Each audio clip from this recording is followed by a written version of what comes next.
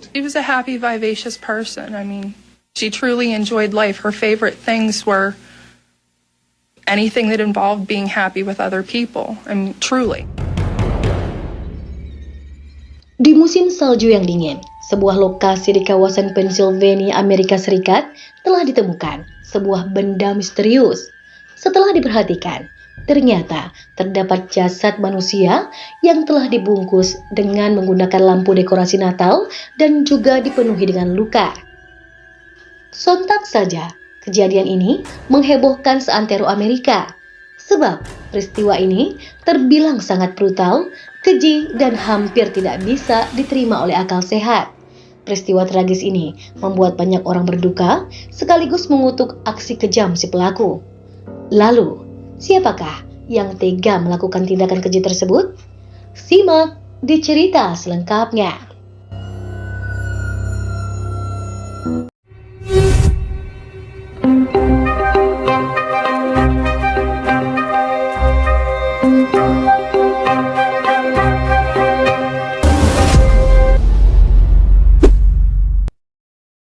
Ini adalah sebuah kisah nyata yang berawal pada tahun 2010 di negara bagian Pennsylvania, Amerika Serikat. Selamat menyaksikan.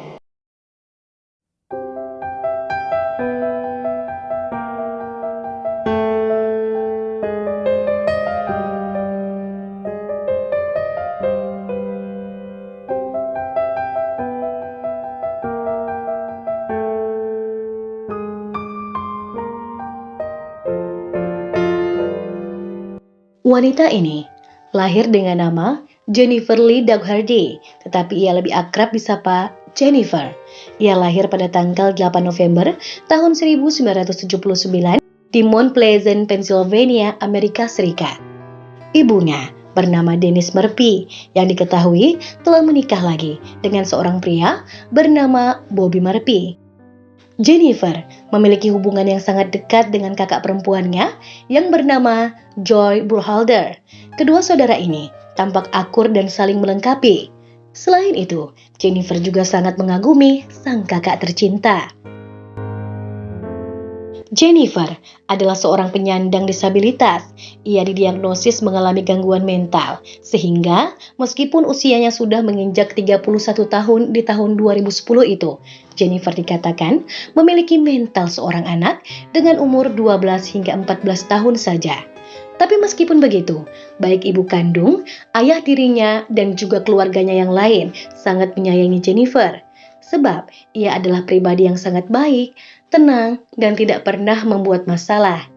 Ibu Jennifer juga mengatakan bahwa anaknya itu memiliki pribadi yang cukup santai. Jennifer sangat suka menari dan menyanyi. Dengan begitu, bisa dikatakan bahwa Jennifer ini adalah seorang wanita yang sangat ceria. Meskipun memiliki keterbatasan, Jennifer sangat ingin hidup normal layaknya wanita pada umumnya. Ia ingin sekolah setinggi-tingginya, ia ingin menikah, dan bahkan memiliki keturunan. Yang pasti, Jennifer dikatakan ingin hidup dengan keluarganya dengan rasa aman dan damai. Pada suatu hari, Jennifer ikut terlibat dengan sebuah komunitas tunawisma. Ia diketahui tinggal untuk sementara waktu di sana agar bisa mendapatkan apartemen lebih cepat. Ya, Jennifer berniat untuk membeli apartemen sendiri agar bisa hidup lebih mandiri. Di tempat itu, Jennifer bertemu dengan sekelompok anak-anak muda. Orang-orang di dalam kelompok ini berjumlah 6 orang yang terdiri dari 3 laki-laki dan 3 orang perempuan. Masing-masing bernama Angela Marinucci dan juga Ricky Smarns yang berusia 23 tahun. Keduanya menjalin hubungan asmara. Kemudian ada Amber Mendinger yang berusia 20 tahun dan juga Melvin Knight berusia 20 tahun. Saat itu, Amber tengah mengandung anak dari Melvin. Kemudian, ada lagi sosok lainnya, yakni Peggy Darlene Miller, berusia 27 tahun. Dan yang terakhir, ada Robert Mester, berusia 36 tahun. Di antara keenam teman-temannya tersebut, Jennifer diketahui paling dekat dengan Amber Mendinger. Mereka telah saling kenal pada saat berjumpa di West Place, yakni sebuah pusat perkumpulan untuk orang-orang berkebutuhan khusus. Sejak itu, Jennifer dan Amber semakin dekat. Wanita polos ini pun diketahui sangat mempercayai Amber. Bahkan, Amber sendiri menilai bahwa Jennifer adalah pribadi yang ramah, manis, dan sangat polos. Kala itu, Jennifer berusaha untuk menyesuaikan diri dengan orang-orang di kelompok barunya tersebut. Ia berharap bisa berteman baik dengan mereka semua. Kini, Jennifer sepertinya mulai nyaman bergabung dalam kelompok itu. Hal ini dapat dilihat dari seringnya Jennifer berkunjung ke apartemen mereka yang bernomor 428N tersebut.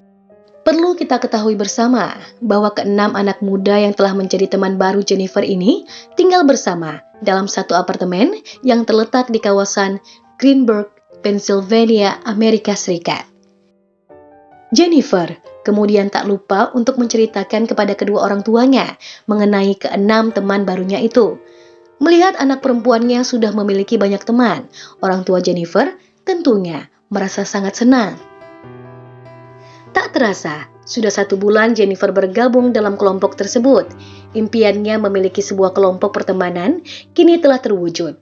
Ya, menurut kakak Jennifer, selama ini adiknya itu sangatlah ingin memiliki teman satu geng, layaknya anak-anak muda di Amerika pada umumnya. Pada suatu hari, di tanggal 10 Februari tahun 2010, di saat musim salju tengah berlangsung, Jennifer memberitahu kedua orang tuanya bahwa ia berencana untuk pergi ke apartemen teman-temannya yang terletak di kawasan Greenburg untuk pergi ke dokter gigi dan melakukan konseling di sana. Setelah selesai dengan segala kegiatannya, Jennifer berencana untuk segera pulang ke rumahnya. Itulah yang Jennifer katakan kepada kedua orang tuanya hari itu. Ibu dan ayah Jennifer yang mendengar hal tersebut kemudian mengizinkannya untuk pergi ke sana. Apalagi ini bukan kali pertama Jennifer pergi ke apartemen teman-temannya itu. Kedua orang tua Jennifer sangat percaya penuh padanya, sebab selama ini Jennifer tidak pernah berbuat hal yang aneh-aneh. Sebelum pergi, wanita yang terkenal baik itu tak lupa untuk meninggalkan sebuah surat untuk ibunya. Inilah isi surat tersebut. Aku harap ibu akan memiliki hari yang baik di tempat kerja, dan aku juga sangat mencintai ibu. Nanti aku akan kembali mengobrol dengan ibu. Love, Jennifer. Kemudian, Jennifer pun bersiap untuk berangkat di pagi yang bersalju itu. Ayah tiri Jennifer, yakni Bobby Murphy, mengantarkannya ke halte bus. Ya, Jennifer akan pergi ke kawasan Greenburg itu dengan menggunakan bus. Jarak rumah Jennifer dengan apartemen teman-temannya adalah sekitar 16 km. Ini bukanlah kali pertama ia naik bus sendirian. Keluarga Jennifer telah mengajarkannya untuk menjadi sosok yang dewasa dan mandiri, sehingga ia sudah terbiasa untuk bepergian dengan menggunakan kendaraan umum. Setelah beberapa saat, Jennifer diketahui telah sampai ke apartemen temannya, dan ia kemudian menelpon orang tuanya untuk meminta izin menginap di sana. Jennifer mengatakan bahwa ia akan kembali melakukan konseling dan berobat ke dokter gigi. Mendengar hal tersebut, orang tua Jennifer pun lalu mengizinkannya menginap bersama teman-temannya di sana.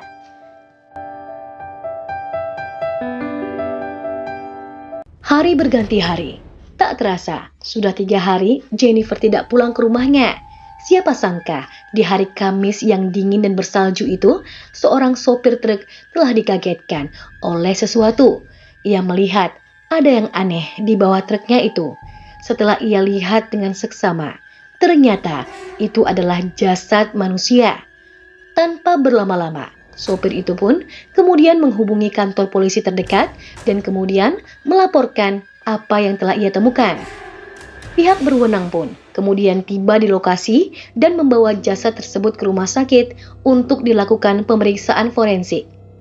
Setelah diperiksa, ternyata Jasad tersebut adalah Jennifer Lee Dougherty yang sebelumnya telah meminta izin kepada kedua orang tuanya untuk menginap di apartemen milik temannya. Ya, Jennifer telah meninggal dunia dengan tidak wajar. Ia telah dibunuh dengan sangat keji. Saat ditemukan, tubuh Jennifer terlilit lampu dekorasi Natal. Lalu, siapakah yang tega melakukan hal ini kepada Jennifer yang baik hati itu? Polisi pun kemudian segera melakukan proses penyelidikan lebih lanjut dan meminta keterangan kepada keluarga dan teman-teman Jennifer. Singkat cerita, polisi pun kemudian menahan ke-6 teman baru Jennifer dan telah mencurigai mereka terlibat dalam kasus ini. Setelah melakukan interogasi kepada teman-teman Jennifer, polisi pun mendapatkan hasil bahwa ternyata ke-6 teman Jennifer itu terlibat dalam pembunuhan wanita malang itu. Sebelum kita berlanjut ke kronologi kejadiannya, ada baiknya jika kita terlebih dahulu mengetahui profil dari para pelaku. Yang pertama adalah Amber Meidiger. Ia bertemu dengan pacarnya yang bernama Melvin Knight di tempat penampungan tunawisma di kawasan Washington pada Januari tahun 2010. Mereka kemudian pindah ke beberapa lokasi sebelum menetap di Greensburg, Pennsylvania. Di sanalah mereka lalu bertemu dengan Jennifer Dougherty. Melvin kemudian bertemu lagi dengan Ricky Smarns yang sebelumnya pernah bertemu dengan dirinya di dalam penjara. Melvin Knight lahir pada tanggal 27 Oktober tahun 1989. Ayah dari Melvin diketahui merupakan seorang pecandu obat-obatan terlarang yang telah dipenjara selama tahun-tahun awal kehidupannya. Pada usia 5 tahun, Melvin diketahui sempat mengalami cedera di kepalanya setelah terbentur pada saat ia jatuh dari kendaraan yang ia tumpangi. Akibat dari hal tersebut, Melvin pun mengalami gangguan dalam proses pembelajarannya. Bukan hanya itu saja, ia juga mengalami masalah dalam hubungan sosialnya kala itu. Selanjutnya adalah Angela Lynn Marinucci. Ia lahir pada tanggal 14 Juli tahun 1992. Menurut kesaksian ibu dan saudara tirinya, Angela telah mengalami cedera kepala ketika dia ditabrak truk pada tahun 2008 yang lalu. Saat itu, usianya masih 15 tahun. Cedera itu dikatakan telah merubah perilakunya secara drastis dan berakhir dengan kematian Jennifer. Di dalam pembelaan terhadap Angela di pengadilan, 2 ahli mental telah dihadirkan dan mereka bersaksi bahwa Angela adalah seorang anak yang menderita depresi dan dia mungkin memiliki kecanduan terhadap obat-obatan terlarang serta alkohol pada saat remajanya. Selanjutnya, ada Ricky Van Edward Smarns. Ia lahir pada tanggal 6 Maret tahun 1986 dari seorang wanita yang bekerja sebagai kupu-kupu malam dan merupakan seorang pecandu obat-obatan terlarang serta merupakan anggota geng Pittsburgh. Di masa kecilnya, Ricky sempat keluar masuk panti asuhan dan ia pernah dirawat karena gangguan kesehatan mental sejak usia 4 tahun. Bukan hanya itu saja, pria tersebut juga pernah dinodai dan juga ditelantarkan. Sampai akhirnya, ia dibawa oleh keluarga Smart di kawasan North Huntingdon pada usia 10 tahun. Pengacara Ricky yang bernama Terry Fish mengatakan kepada juri bahwa pada masa kecilnya, Ricky pernah dinodai oleh ayah dan juga pamannya. Ia juga menjelaskan bahwa Ricky pernah mencoba minum alkohol dan beragam obat-obatan terlarang pada usia 6 tahun. Bukan hanya itu saja, Ricky bahkan telah didiagnosis dengan PTSD pada usia 8 tahun dan telah menjalani 103 sesi terapi pada usia 10 tahun. Selain itu, yang lebih mencengangkan lagi, Ricky telah didiagnosis memiliki 7 kepribadian yang berbeda dengan total 15 masalah kejiwaan. Pada tahun 1997, Ricky juga pernah merampok rumah tetangganya dan mencuri pisau, gitar, koin, peluru, dan uang tunai. Pada tahun yang sama, dia juga telah menodai seorang wanita di ruang bawah tanah di kediamannya. Kemudian, ada lagi sosok lainnya, yakni Peggy Darlene Miller, berusia 27 tahun. Dan yang terakhir adalah Robert Mester, berusia 36 tahun. Untuk kedua pelaku ini, kami tidak mendapatkan banyak informasi terkait latar belakang keduanya. Di dalam peristiwa ini, polisi telah menginterogasi seluruh teman-teman Jennifer, dan sebelum kasus ini berlanjut di pengadilan, pihak berwenang meminta Amber, yang diketahui sebelumnya paling dekat dengan Jennifer, untuk menceritakan dengan jujur dan detail mengenai peristiwa memilukan tersebut di pengadilan, dan siap untuk melawan teman-temannya di meja hijau. Pihak berwenang yang telah mendengar cerita Amber saat diinterogasi telah menyampaikan kepadanya bahwa ia terancam hukuman mati. Tapi jika ia bersaksi di pengadilan dengan sebenar-benarnya dan melawan seluruh teman-temannya, maka hukuman mati terhadapnya akan segera dibatalkan. Mendengar hal tersebut, Amber pun menyetujui untuk menceritakan semuanya. Di persidangan, Amber mengatakan, "Saya ingin menjelaskan kebenaran yang terjadi agar keluarga mengetahui apa yang sebenarnya. Itulah satu-satunya alasan saya di sini," ujar Amber. Wanita tersebut kemudian mulai menceritakan kepada juri bahwa dia dan pacarnya, yakni Melvin Knight, bertemu dengan Ricky pada tanggal 8 Februari tahun 2010, yakni pada saat ia dan pacarnya Melvin menginap di sebuah hotel di kawasan Greensburg. Melvin dan Ricky sudah saling mengenal. Mereka sudah bertemu sebelumnya di penjara, seperti yang telah kami paparkan sebelumnya. Dan pada saat itu, Amber sedang hamil anak dari Melvin, sang kekasih. Pada saat ketiganya bertemu, Ricky menawarkan Amber dan Melvin untuk tinggal di apartemennya yang terletak di Pennsylvania Avenue di kawasan Greensburg dengan nomor 428N tersebut. Dan akhirnya, ia beserta 5 teman lainnya tinggal dalam satu apartemen yang sama. Menurut kesaksian Amber, ketika Jennifer sampai di apartemen, kelompok itu kemudian membuka dompet milik Jennifer. Setelah itu, mereka lalu mencuri uang, kartu hadiah, dan juga ponsel milik wanita malang itu. Kemudian, mereka menuangkan cairan ke dalam tas Jennifer, memukul kepala wanita itu dengan menggunakan botol soda yang masih berisi. Bukan hanya itu saja, mereka juga dengan tega mencukur rambut Jennifer, mengecat wajahnya dengan menggunakan cat kuku, menuangkan cairan, dan juga rempah-rempah ke bagian kepala Jennifer. Di dalam kesaksiannya, Amber mengatakan bahwa dirinya dan Angela Marinucci telah secara bergantian memukul Jennifer dengan menggunakan rak handuk yang terbuat dari logam. Selain itu, Jennifer juga mereka pukuli dengan menggunakan tongkat. Tak cukup sampai di situ saja, Amber kembali mengatakan di pengadilan bahwa Jennifer yang malang itu telah dibuat hingga tak ada lagi sehelai benang pun menempel di tubuhnya. Bukan hanya itu saja, mereka juga menyumpal mulut Jennifer dengan menggunakan kaos kaki sebelum akhirnya dinodai oleh Melvin Knight.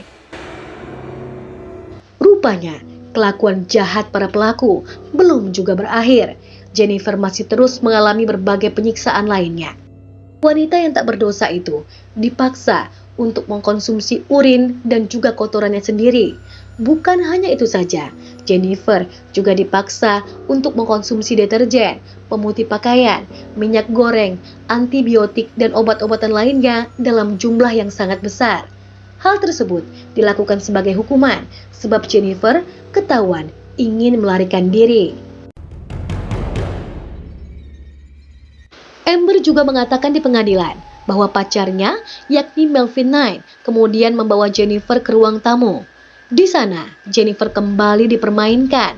Kala itu, Angela, yakni sosok yang berumur paling muda di antara yang lain, menuangkan sebotol air ke atas kepala Jennifer, sedangkan Melvin Knight dan Ricky menumpahkan bubur oatmeal dan rempah-rempah ke kepalanya.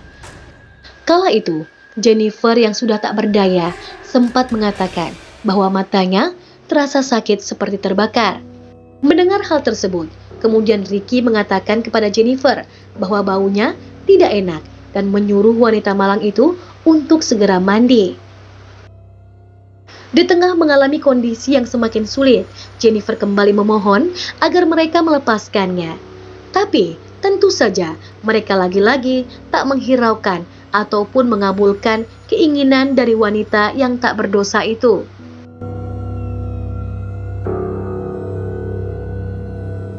Sebelum mereka semua tidur malam, kelompok cemen tersebut mulai mengadakan rapat dadakan. Kala itu, mereka kembali menyusun sebuah rencana. Rupanya, mereka telah sepakat dan memutuskan untuk menghilangkan nyawa Jennifer. Karena menurut mereka, jika membiarkannya hidup, maka keselamatan mereka semua akan terancam dan mereka berenam tidak mau mengambil resiko dalam hal ini. Tapi, sebelum menjalani aksi jahat tersebut, kelompok itu memaksa Jennifer untuk menuliskan sebuah catatan bundir. Hal ini mereka lakukan agar orang yang nanti akan menemukan Jennifer dapat menganggap bahwa wanita itu telah meninggal bukan karena dihabisi oleh seseorang, melainkan karena bundir. Dan inilah isi dari catatan bundir palsu tersebut. Aku belum bahagia untuk sementara waktu, dan aku juga merasa bahwa semua orang akan lebih baik tanpa diriku di muka bumi ini. Aku akan selalu menyayangi ibu dan ayah diriku, apapun yang terjadi. Dan aku juga mencintai seluruh keluargaku.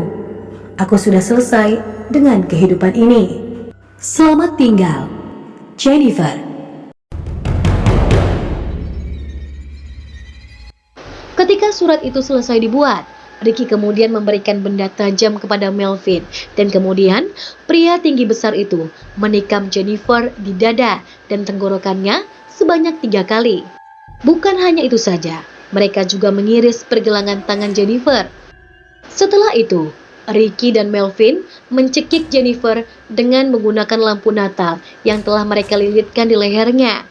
Bukan hanya itu saja, mereka kemudian menutupi seluruh tubuh Jennifer dengan menggunakan lampu dekorasi Natal tersebut dan ingin menjadikan Jennifer seperti pohon Natal. Mereka kemudian berusaha menyalakan lampu tersebut, tapi lampu itu tidak menyala. Melihat keinginannya tidak berjalan lancar, Angela pun sangat marah. Setelah Jennifer dirasa sudah tidak lagi bernyawa, kelompok orang-orang jahat ini pun mulai memasukkan tubuh Jennifer ke dalam sebuah tong sampah plastik dan kemudian meninggalkannya begitu saja di bawah sebuah truk yang sedang parkir di sekolah menengah Greensburg, Salem, yang saat itu telah ditutupi oleh salju. Hingga akhirnya, jasad Jennifer pun ditemukan oleh supir truk tersebut. Angela Marinucci mengatakan kepada petugas polisi bahwa Melvin dan Amber sempat membius Jennifer sebelum menikamnya. Diketahui bahwa Jennifer telah disiksa selama 36 jam di apartemen itu. Di persidangan juga telah terungkap bahwa dari berbagai kesaksian telah menunjukkan bahwa Angela lah yang telah memikat Jennifer ke apartemen. Teman-teman Angela mengatakan bahwa setiap kali Jennifer bergaul dengan mereka semua, Angela sering memperhatikan pacarnya, yaitu Ricky, sering menggoda Jennifer. Diketahui bahwa dalam kasus yang menggemparkan Amerika ini, ternyata Ricky lah yang memimpin serangan terhadap Jennifer. Di persidangan itu telah dihadirkan beberapa saksi lainnya yang menyatakan bahwa Angela telah berencana untuk menghilangkan nyawa Jennifer beberapa hari sebelum teman-temannya yang lain berencana untuk menghilangkan nyawa Jennifer. Mereka bersaksi bahwa Angela merasa cemburu kepada Jennifer setelah ia melihat pacarnya yang bernama Ricky tersebut sempat menelpon Jennifer dan mengatakan kepadanya bahwa ia mencintai wanita tersebut dan ingin menikahinya. Selain itu, teman-teman Jennifer juga mengatakan bahwa sebenarnya Jennifer ini juga tertarik kepada Ricky. Di pengadilan, Ricky pun bersaksi bahwa adanya cinta segitiga antara dirinya, Jennifer, dan juga Angela. Tapi, yang menjadi pertanyaan banyak orang, jika memang benar Ricky mencintai Jennifer seperti yang ia katakan. Kenapa ia tega untuk ikut, bahkan memimpin untuk membunuhnya? Hal ini tentulah sangat aneh. Beberapa narapidana penjara juga ikut bersaksi.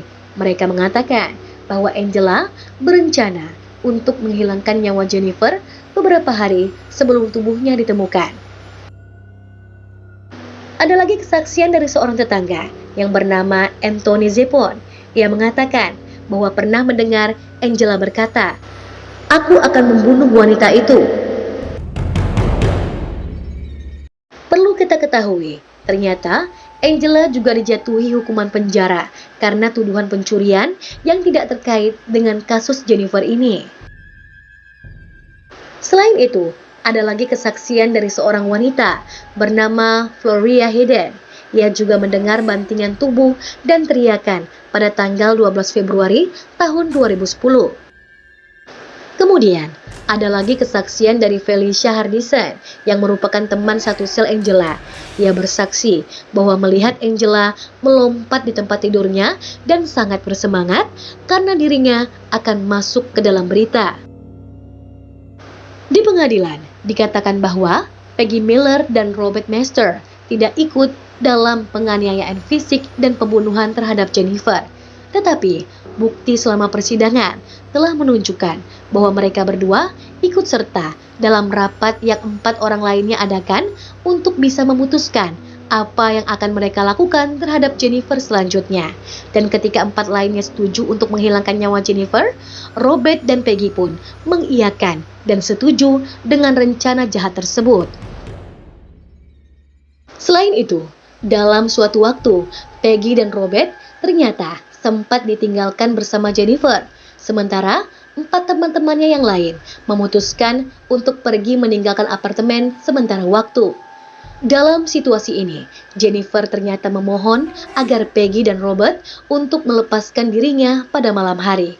Namun, bukannya melepaskan Jennifer, Peggy dan Robert pun malah mengadukan hal tersebut kepada 4 teman-temannya yang lain. Pengacara Peggy dan Robert mengatakan bahwa kliennya itu takut pada teman-temannya yang lain. Mereka khawatir akan dibunuh oleh mereka semua. Di persidangan itu, Robert dan Peggy menangis. Mereka memohon untuk dapat dimaafkan dan mengakui bahwa tak seharusnya mereka menyetujui untuk rencana pembunuhan terhadap Jennifer yang merupakan temannya itu. Tapi keluarga Jennifer tidak terima. Mereka meminta hakim agar Peggy dan Robert juga menerima hukuman berat atas peran mereka dalam kasus ini.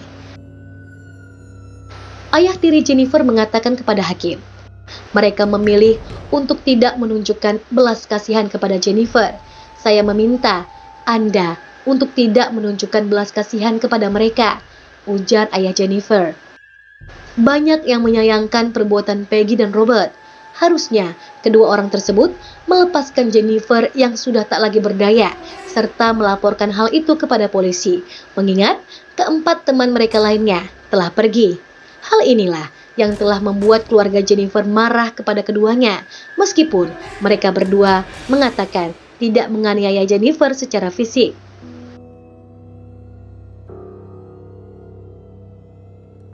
Seorang ahli patologi forensik yang telah melakukan dan meninjau ribuan otopsi korban pembunuhan telah mengatakan bahwa ini adalah salah satu kasus paling mengerikan yang pernah ia lihat. Sebab perbuatan pelaku sangatlah brutal dan ekstrim terhadap seorang wanita muda penyandang disabilitas. Untuk motif dalam kasus ini adalah kecemburuan Angela terhadap Jennifer yang diyakininya akan merebut sang kekasih. Dia pun kemudian berhasil menghasut teman-temannya yang lain untuk dapat membantu dirinya. Dalam sebuah kesempatan, keluarga Jennifer bercerita tentang bagaimana sosok Jennifer di mata mereka. Kakak Jennifer, yakni Joy Burkholder, mengatakan bahwa adiknya itu selalu ingin menjadi bagian dari sebuah kelompok, tidak peduli apapun itu. Jennifer telah dieksploitasi dan kebaikan serta kecacatannya telah membuatnya menjadi sangat rentan. Joy juga mengatakan bahwa Jennifer sangat dicintai oleh semua orang yang mengenalnya. Jennifer juga dikatakan sangat mencintai kehidupannya dan ingin menjadi bagian dari apapun yang ada di sekitarnya. Joy juga mengatakan, dia melihat yang terbaik dalam diri setiap orang. Jika orang itu jahat, maka dia akan berpikir bahwa mereka telah mengalami hari yang buruk dan Jennifer berusaha mencoba dan membuat mereka bahagia, ujar Joy. Selain itu, ibu Jennifer yang bernama Denise Murphy mengatakan bahwa apapun tindakan buruk yang terjadi pada anaknya itu tidak dapat dibenarkan, sebab Jennifer tidak memiliki satupun kekejaman di tubuhnya, bahkan di tulangnya sekalipun. Diketahui bahwa selama ini Jennifer tidak pernah menganggap adanya orang-orang jahat. Ia selalu berpikir bahwa semua orang itu baik. Ayah tiri Jennifer, Bobby Murphy, mengatakan bahwa putrinya itu hanya ingin menjadi gadis yang normal. Jennifer pernah mengatakan bahwa dia ingin punya teman, menikah, dan mungkin suatu hari nanti memiliki anak. Selama ini, hidup Jennifer sangat santai dan bahagia. Menurut Bobby, jika seseorang meminta apapun dari Jennifer, maka dia akan melakukan apapun untuk dapat mengabulkannya. Selain itu, ayah tiri Jennifer itu juga mengatakan, penutupan adalah bahwa Jennifer kembali kepada kami, dan nyatanya Jennifer tidak akan pernah kembali. Jadi, tidak ada yang namanya penutupan, ujarnya. Bagi keluarga Jennifer, salju mengingatkan mereka pada hari ketika tubuh Jennifer ditemukan. Kini, bagi mereka, liburan tidak ada lagi maknanya. Ketidakhadiran Jennifer menjadi pukulan berat bagi mereka. Kakak dan ibu Jennifer masih ingat ketika mereka dikabarkan pertama kali dan dikatakan bahwa Jennifer telah tiada. Saat itu, kakak Jennifer histeris. Ia lalu berjalan keluar ruangan dan duduk di lantai karena tidak tahan dengan kenyataan buruk itu. Ibu Jennifer sempat memberitahu juri bagaimana rasanya mengidentifikasi tubuh putrinya yang dipukuli dengan parah melalui sebuah foto di ponsel. Kala itu, ia sangat terkejut dan masih dalam penyangkalan total. Ia sama sekali tidak bisa membayangkan bagaimana hal tragis seperti itu bisa terjadi pada putri yang sangat ia cintai. Di hadapan juri, ibu Jennifer mengatakan bahwa ia tidak bisa lagi bersenang-senang karena sebagian dari dirinya telah hilang. Bukan hanya itu saja, ibu Jennifer tersebut juga mengungkapkan rasa penyesalannya dengan mengatakan bahwa hal yang sangat ia sesali adalah ketika menyuruh Jennifer untuk menjadi dewasa. Pada akhirnya, tanggal 12 April tahun 2012, Melvin mengaku bersalah atas pembunuhan tingkat pertama dan kedua, penculikan dan konspirasi untuk melakukan pembunuhan dan penculikan. Pada tanggal 30 Agustus tahun 2012, juri berunding selama beberapa jam dan akhirnya memutuskan untuk menjatuhi hukuman mati kepada Melvin. Pada 2 tahun kemudian, tepatnya pada bulan September tahun 2014, Melvin mengajukan banding atas hukumannya. Persidangan itu sempat tertunda beberapa kali, hingga pada bulan November tahun 2020, Melvin berusaha mengajukan banding lagi atas hukumannya melalui Mahkamah Agung Pennsylvania. Bandingnya berisi pernyataan dan klaim bahwa juri bertindak dengan penuh semangat dan telah berprasangka terhadapnya. Melvin juga menuduh para juri telah sewenang-wenang menjatuhkan hukuman mati kepada dirinya. Tapi, banding dari Melvin tersebut akhirnya ditolak oleh majelis hakim dengan mengatakan, menyusul tinjauan menyeluruh kami atas catatan dalam kasus ini, kami menyimpulkan bahwa hukuman mati pemohon bukanlah hasil dari nafsu, prasangka, atau faktor sewenang-wenang lainnya, melainkan sepenuhnya didukung oleh bukti bahwa Melvin dan rekan-rekan terdakwanya telah menahan korban yang mengalami cacat intelektual di luar kehendaknya selama beberapa hari. Selama waktu itu, mereka terus-menerus menyiksanya dengan berbagai bentuk penyiksaan fisik dan emosional, sehingga akhirnya menusuk dadanya, mengiris tenggorokannya, dan kemudian mencekiknya hingga meninggal dunia. Pada tanggal 3 Agustus tahun 2011, Angela Marinucci telah secara resmi diberikan hukuman penjara seumur hidup tanpa kemungkinan pembebasan bersyarat. Ia dinyatakan bersalah atas pembunuhan tingkat pertama. Di saat kejadian, Angela berusia 17 tahun. Jadi, dia tidak memenuhi syarat untuk hukuman mati karena tergolong masih di bawah umur. Namun, pada bulan Mei tahun 2022, hukuman untuk Angela Marinucci dirubah. Kini, ia dijatuhi hukuman 60 tahun penjara seumur hidup dengan kemungkinan pembebasan bersyarat pada tahun 2070 mendatang. Jika umurnya panjang, kemungkinan Angela akan dibebaskan ketika sudah menjadi nenek-nenek, yakni di usia 78 tahun. Pada tanggal 4 Desember tahun 2013, Amber Christine Menzinger dijatuhi hukuman 40 tahun hingga 80 tahun penjara setelah mengaku bersalah atas pembunuhan tingkat 3, penculikan, dan konspirasi. Pada tanggal 4 Desember tahun 2013, Amber Christine Menzinger dijatuhi hukuman 40 tahun hingga 80 tahun penjara setelah mengaku bersalah atas pembunuhan tingkat 3, penculikan, dan konspirasi. Selanjutnya, Peggy Darlene Miller. Ia dijatuhi hukuman 35 hingga 74 tahun penjara. Pada tanggal 28 Februari tahun 2013, Ricky dijatuhi hukuman mati. Kemudian, ia mengajukan banding atas hukumannya. Pada tanggal 28 Februari tahun 2013, Ricky telah dijatuhi hukuman mati. Kemudian, ia mengajukan banding atas hukumannya ini. Tapi sayang, bandingnya itu ditolak. Selanjutnya, Robert Loren Mester. Ia mengaku bersalah atas pembunuhan tingkat 3, konspirasi untuk melakukan pembunuhan, dan konspirasi untuk melakukan penculikan pada tanggal 19 Desember tahun 2013. Robert pun dijatuhi hukuman 30 hingga 70 tahun penjara. She was a happy, vivacious person. I mean, she truly enjoyed life. Her favorite things were anything that involved being happy with other people. I mean, truly. It was cold, and it was brutal.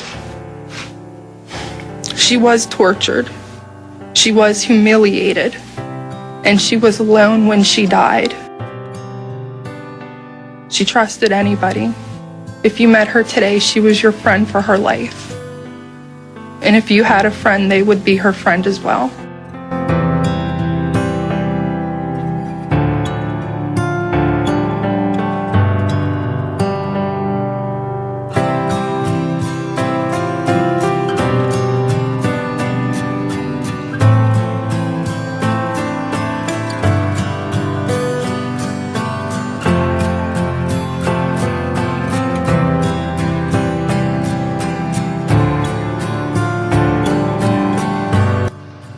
Demikianlah kisah nyata yang dapat kami sampaikan untuk edisi kali ini. Semoga kita bisa mengambil hikmah dan pelajaran dari apa yang terjadi di sekitar kita, termasuk dengan peristiwa ini. Sampai jumpa pada video selanjutnya.